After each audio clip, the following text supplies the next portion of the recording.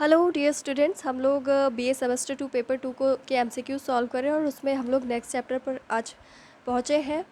Chapter का नाम है सांप्रदायिकता एवं भारत में सांप्रदायिकता की राजनीति।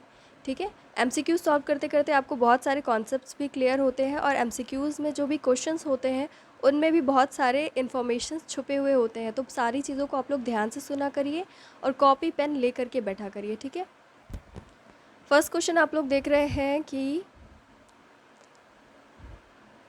निम्नांकित में से कौन सी दशा भारत में राष्ट्रीय एकीकरण में बाधक है। अब इसमें जो ऑप्शंस दिए हैं उस बेस पर हमें बताना है कि राष्ट्रीय एकीकरण में क्या क्या बाधा पहुंचाता है। तो ऑप्शन है आपके समूहों में सांस्कृतिक भिन्नता, जनसंख्या में वृद्धि, सांप्रदायिकता में वृद्धि एवं लास्ट है क्षेत्रीय एवं जातिगत भिन्नताएं। तो यहाँ पे भिन्नता की बात हो रही है इन दोनों ऑप्शंस में। तो आपको अभी तक जितने एमसीक्यू सॉल्व किए हैं लास्ट वीडियोज़ में, तो आपको इतना तो पता चल गया है कि अगर हमारे यहाँ इतनी सारी डाइवर्सिटीज़ है तो उसकी वजह से हमारे यहाँ कभी भी ऐसा नहीं हो सकता कि हम एकीकरण में प्रॉब्लम आ जाए कोई। ठीक है, ये जो एकीकरण में बाधा पहुंचाने का काम करती हैं वो इन्हीं भिन्नताओं का फ़ायदा उठाने वाली राजनीतिक शक्तियां होती हैं, है ना। ये सब तो आपको पता चल गया। इन्हीं डाइवर्सिटीज़ का फ़ायदा उठाती हैं कौन? हमारी पॉलिटिकल पार्टीज़। और वो क्या करती हैं फिर हमारे अंदर क्या करती हैं? एकीकरण की भावना को ख़त्म कर देती हैं। तो सांप्रदायिकता में वृद्धि इज़ नेगेटिव टर्म। जनसंख्या में वृद्धि तो एक डिफरेंट चीज़ है, इसकी वजह से एकीकरण में कोई प्रॉब्लम नहीं आती, बट सांप्रदायिकता में अगर वृद्धि हो जाए तो क्या है, प्रॉब्लम क्रिएट होती है।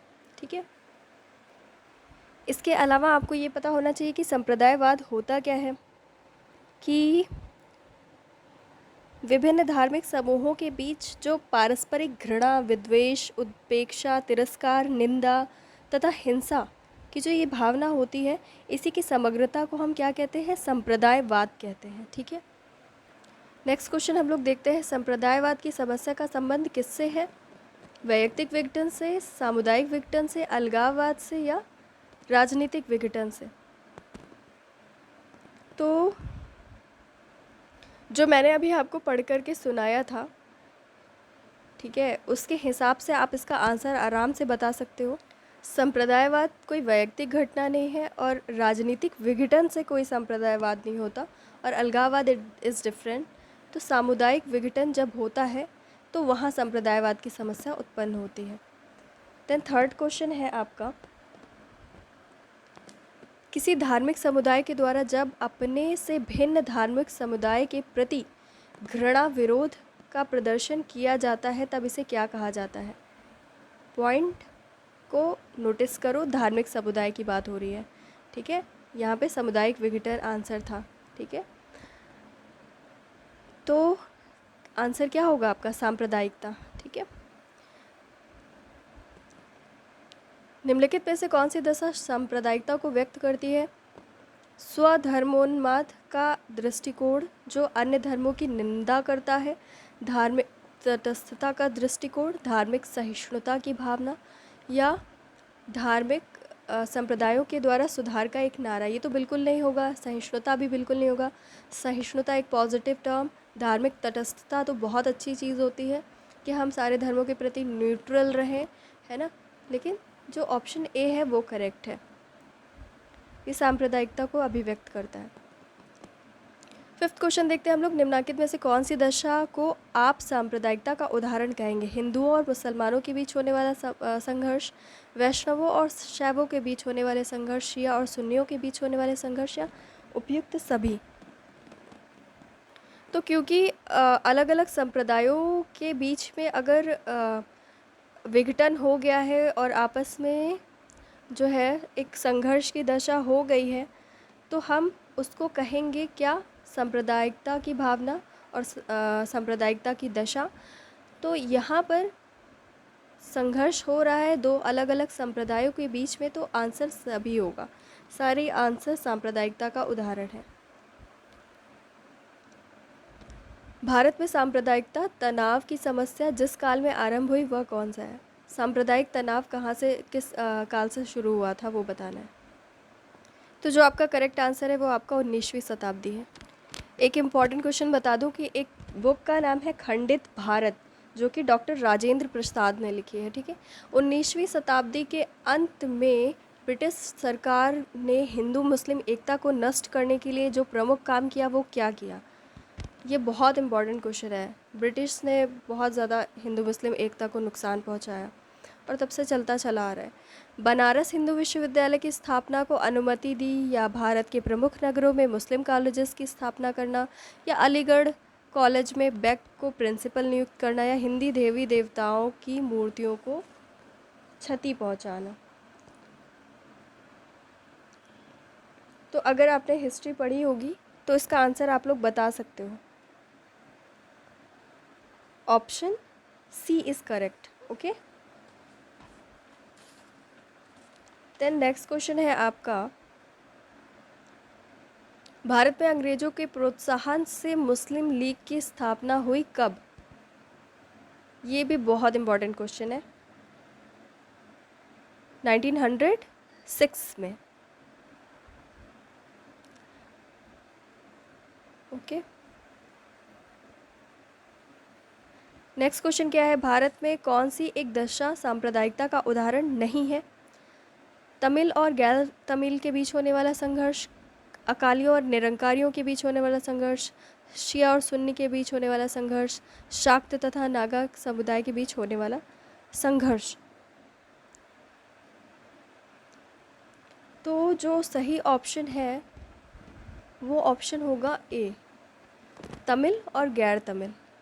यहाँ पे अलग अलग भाषाई समूहों के बारे में बात हो रही है, ठीक है, एक तरीके से। तो ये जो ऑप्शन होगा ये नहीं होगा उदाहरण सांप्रदायिकता का, बाकी होगा, ठीक है, क्योंकि ये सब एक विचारधारा से जुड़े हुए हैं, ठीक है, इनकी अलग अलग विचारधारा है और विचारधारा में ही टकराव हो रहा है।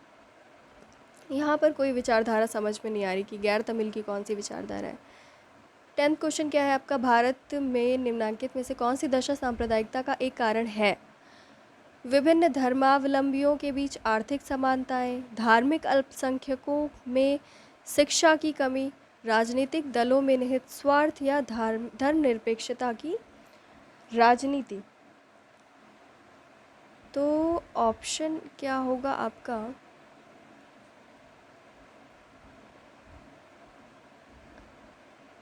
सांप्रदायिकता का मेन रीज़न आपका यही होगा, ठीक है। राजनीतिक दलों के स्वार्थ होते हैं तो सांप्रदायिकता को बहुत ज़्यादा बढ़ावा देते हैं। आर्थिक असमानताएं कभी भी सांप्रदायिकता को नहीं क्रिएट करती। अल्पसंख्यकों में शिक्षा की कमी हो जाए, धर्मनिरपेक्षता तो अच्छी बात है। तो option C is only correct. सन 1907 में भारत में किस एक सांप्रदायिक राजनीतिक दल की स्थापना हुई थी? अखिल भारतीय मुस्लिम लीग, हिंदू महासभा, शिरोमणि अकाली दल, या जमायते इस्लामी। तो 1907 में हिंदू महासभा की स्थापना हुई थी, ठीक है। ये सब जो धर्म के नाम पे इस तरीके के संगठन बनते हैं ना, चाहे वो किसी भी धर्म के हो, बहुत ख़राब चीज़ होती है, क्योंकि वो लोग फिर नेगेटिव चीज़ें ही करने लगते हैं एक टाइम पे। सभी लोग पढ़ लिख जाए, अच्छे से समझदार हो जाए, तो शायद ये सब चीज़ें नहीं होंगी। लेकिन पढ़ाई लिखाई तो जानते ही हो कितना, आज तो बहुत ही कम इसका प्रमोशन हो रहा है पढ़ाई लिखाई का। अब तो स्किल्ड बन जाओ, है ना, अपने ज़रूरतों को पूरा करने के काबिल बन जाओ, बस इतना ही बहुत है। पढ़ने लिखने पर कौन जा रहा है, एग्ज़ाम क्लियर कर लो बस, है ना। 12th क्वेश्चन क्या है आपका, भारत में मुस्लिम तनावों के लिए निम्नलिखित में से कौन सी दशा उत्तरदायी है? मुस्लिम तनावों की बात हो रही है, आर्थिक असमानताएं नहीं होगा, धार्मिक कट्टरता, या सांप्रदायिकता की राजनीति, या मुसलमानों में असुरक्षा की भावना। तो मुस्लिम तनावों की बात हो रही है,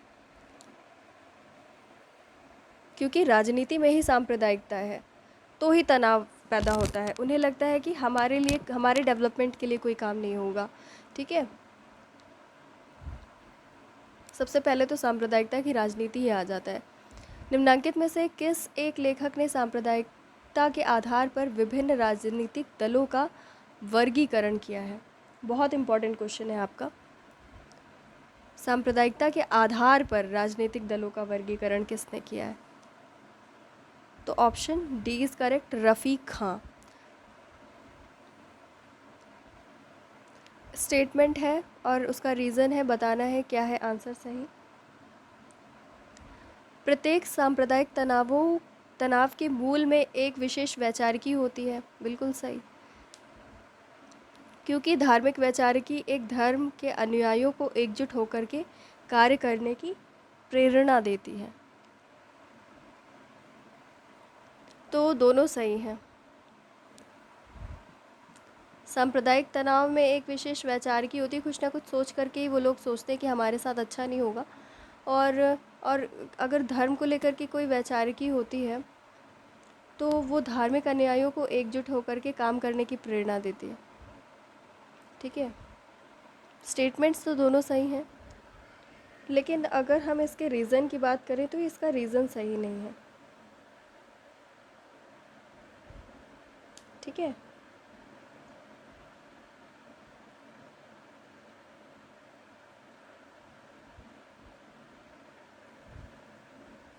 दोनों स्टेटमेंट्स अलग अलग सही हैं, बट अगर रीज़न की बात करें तो सही नहीं होगा, तो ये ऑप्शंस ही गलत है उस हिसाब से। ठीक है, तो उस तरीके का क्वेश्चन आएगा भी नहीं, इसे छोड़ दो।